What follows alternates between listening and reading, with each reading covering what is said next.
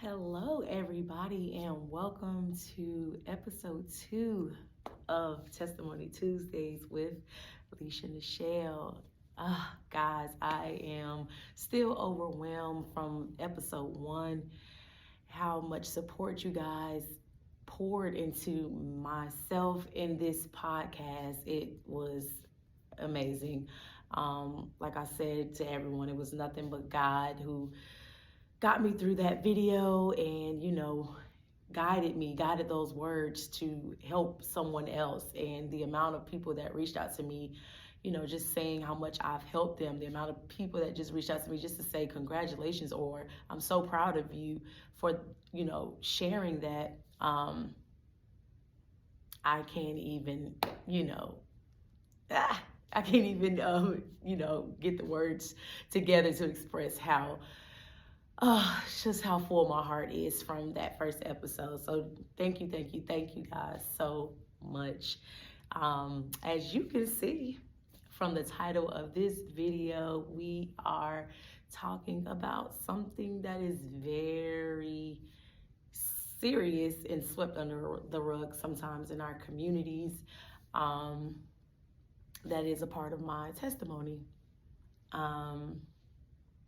And like always, I pray that this testimony, reaches someone, helps someone that may be going through or have gone through, or somebody, unfortunately, that may go through it and may have to double back on this video. I pray that it reaches you, and I pray that it helps you as well. So, yes. So the topic is being blind to support. And you will see as I get further along in the story what I mean by that topic. So I will start with my testimony of me being sexually molested, me being raped. I spoke about, my childhood molestation when growing up, and it happened to me as an adult as well. The one I will speak about in particular is what led to my daughter being born. Long story short, I was raped. My ex-husband, he was away for 4 years, and towards the end of that 4 years, I was unfortunately raped. I thought I would look like supporting an old friend, and just leading them to Christ, and bringing them to church and so on and so forth. And what turned into what I thought was support was some hidden demons and evil that was still in his life surfacing or resurfacing and spilling over into my life, and which resulted in him raping me. I felt a lot of shame.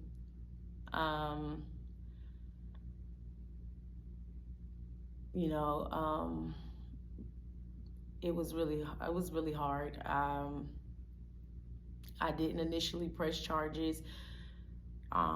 Any victim, I hate using that word, but any victim, they will understand, the concept, not the concept, but the mindset behind not wanting to initially press charges. Some people are different. Some people want to take a stand and want to be strong about it, and bring justice to who harmed them.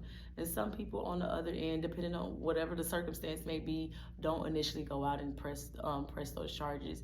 And it wasn't until I sought out help from Safe Alliance, which is a program here in Charlotte, that I realized how common that was, because I was shamed about that, and along with a list of other things, but mostly because I was pregnant.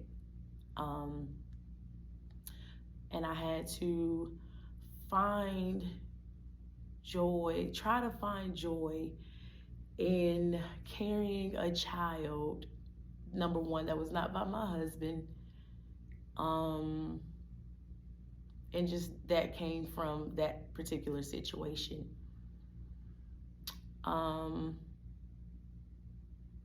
I didn't have, I really did not have a chance to, and honestly, I still don't think I've had an opportunity to grieve this situation properly.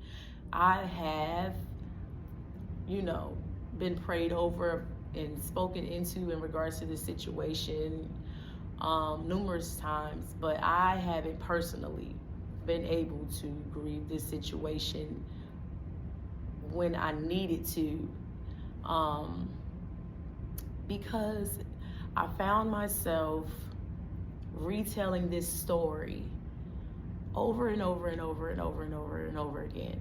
So if you remember from episode 1, I was very emotional, and I still am, and I feel myself, swallowing back those emotions, but it's a little more easier to control this go around because, like I said, I found myself retelling this story over and over and over and over and over again, not to receive support or anything of that matter, but because I was defending myself. In that moment, I felt like the walls were enclosing on me. It was one of the loneliest moments it felt like for me, because I was jumping through loops and hurdles to prove myself to people, that I couldn't just be a victim, that I couldn't just grieve, that I couldn't just cry because I felt like I needed to prove this to this person, to prove this to this person, tell the story to this person, make this person believe, and so on and so forth. And I did not take care of me.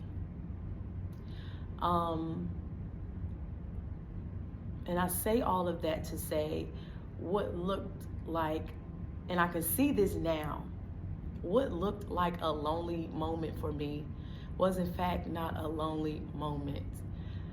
Number one, I had God, and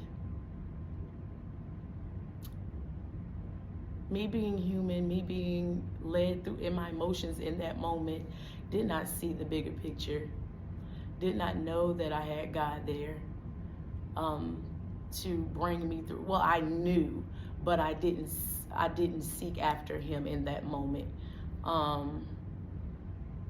I was surrounded by people from my church who didn't want to baby me or be all in my face just because it happened.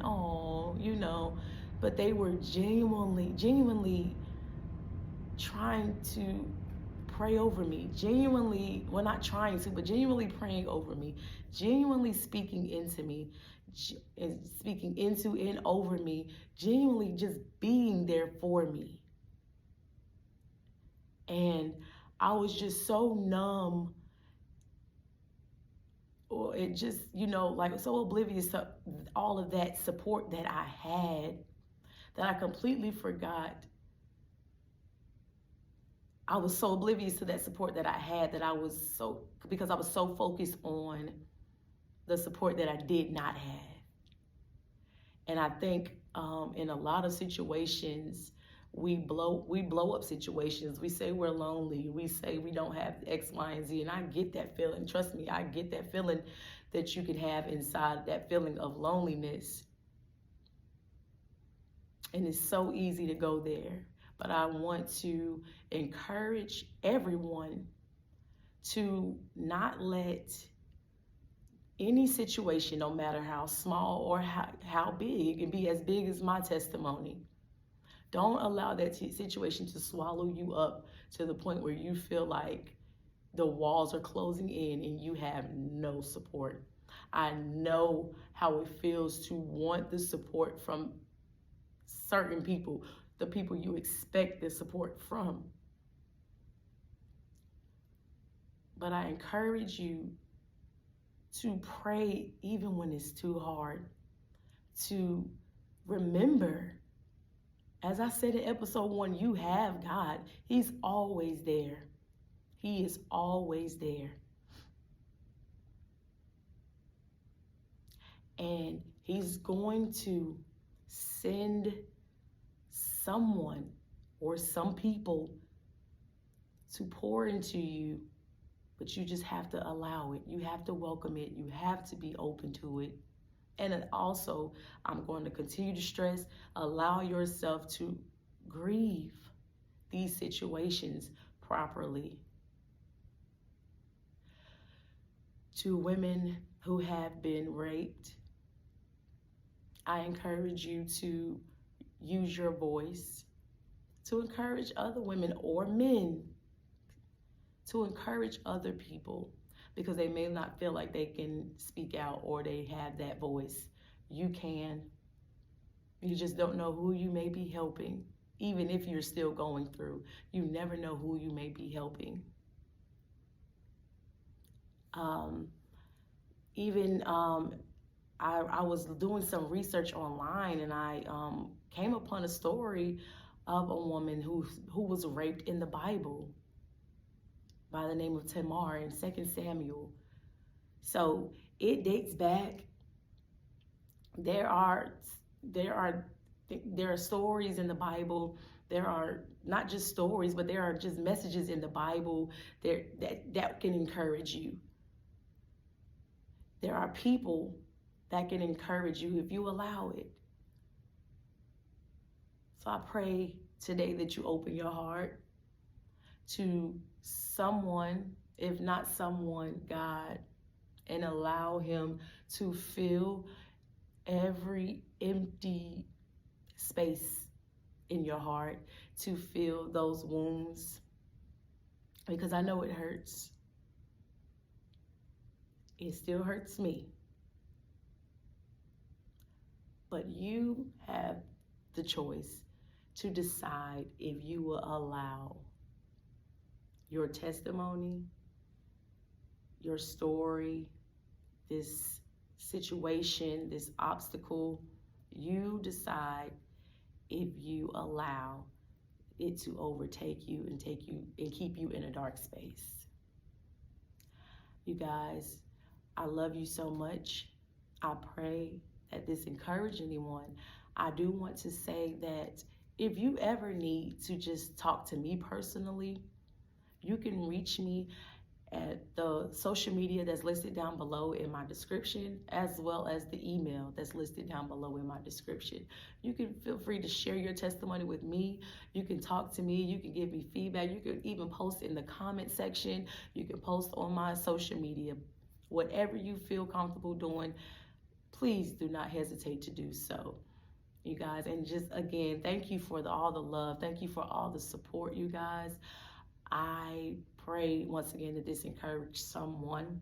Make sure that you are like and subscribe to my YouTube channel. Show some love to the last episode as well. I will be seeing you guys in episode 3 of Testimony Tuesdays with Leisha Nichelle.